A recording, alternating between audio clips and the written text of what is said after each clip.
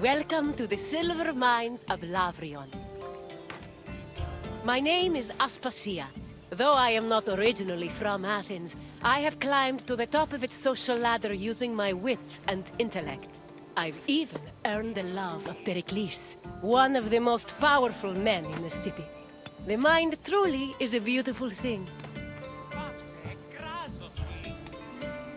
The mines make me nervous. All those fumes can't be safe to inhale day in and day out. The Laurion silver mines were discovered between Thorikos and Cape Sunion, near Athens. They were rich in the mineral galena and provided Athens with much of the silver necessary to mint its currency.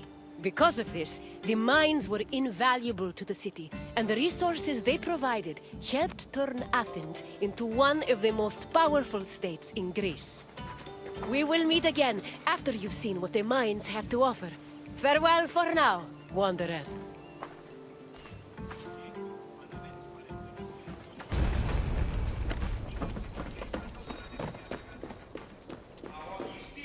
Silver mines were extremely rare in ancient Greece, which only increased their importance. Athens started exploiting the Laurion silver mines at the end of the 6th century BCE and used its metal to produce its currency. Production at the mines exploded around 485 BCE, when an especially rich vein was discovered. The mine's abundant silver made Athens one of the wealthiest cities in Greece. They also provided the resources necessary to build a fleet large enough to defeat the Persians at the Battle of Salamis. In short, the Laurion mines played an integral part in the emergence of Athens as a Greek superpower.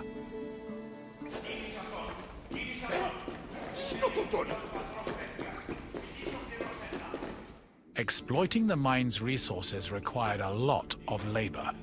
To meet this requirement and save on cost, Athens leased out mining concessions to its citizens, who had their slaves to do most of the work, alongside poor day laborers.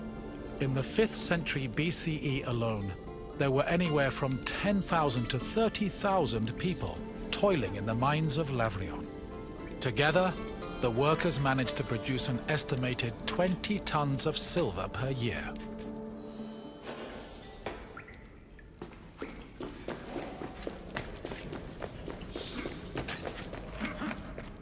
Mining in Laurion was a two-step process.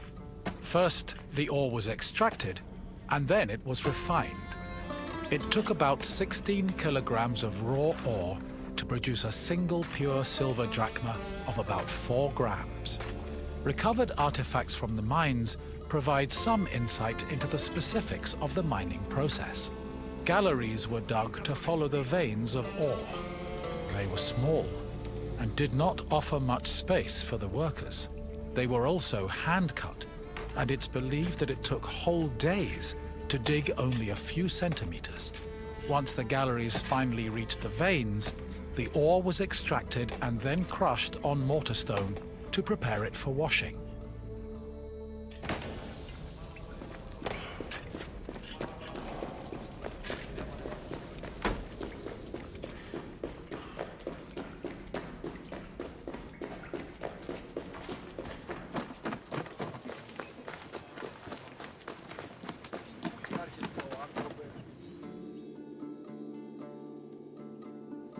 Mine workers used washeries to help clean rock from the ore. The washing process required a large supply of water, but Laurion was an infamously dry region. To compensate, cisterns were built in the mining area to collect and conserve seasonal rainwater.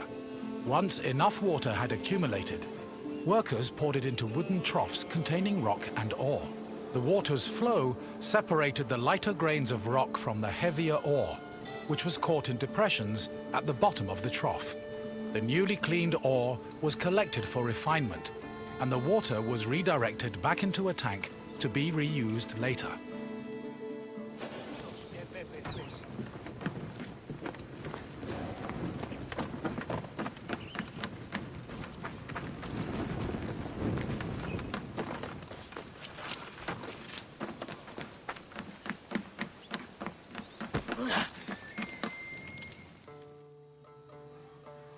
Once the ore was clean and dry, it was ready for smelting.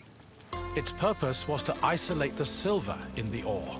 To do this, the ore was placed in a conical furnace filled with combustible charcoal. Bellows pumped air into the furnace to control the temperature. Inside, the ore burned, emitting a toxic smoke that was evacuated through a chimney. Eventually, the silver alloy was separated from the slag and collected for the last step in the refinement process, cupellation.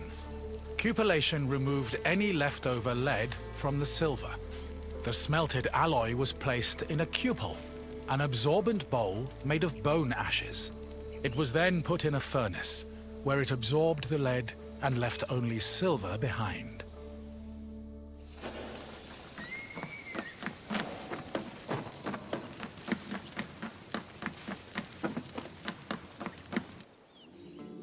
While the mines of Laurion belonged to Athens, the city frequently leased them to private citizens who exploited the site for anywhere from 3 to 10 years.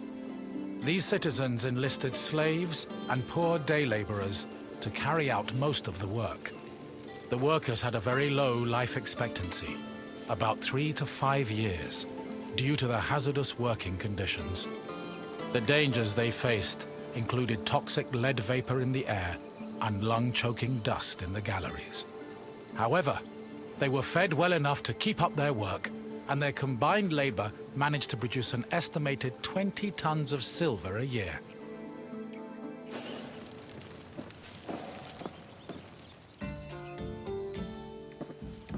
I hope you enjoyed your trip through the mines. We talk so much of Athens' glory, but we often forget the city's power was due to tremendous amounts of work. Work that often had a great human cost. What else would you like to do?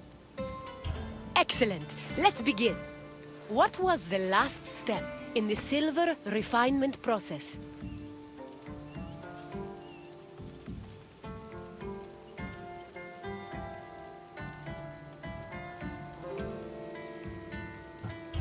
Yes! Cupellation removed any remaining lead, leaving only the silver behind. Now, for the second question. How did workers acquire water for the ore washing process?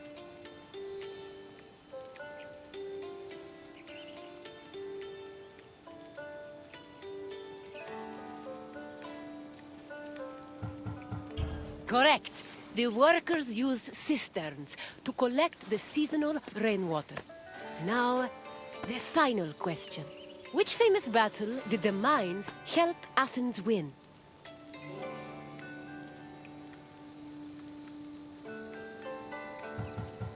Correct. The Athenians used silver from the mines to finance a massive fleet for the Battle of Salamis.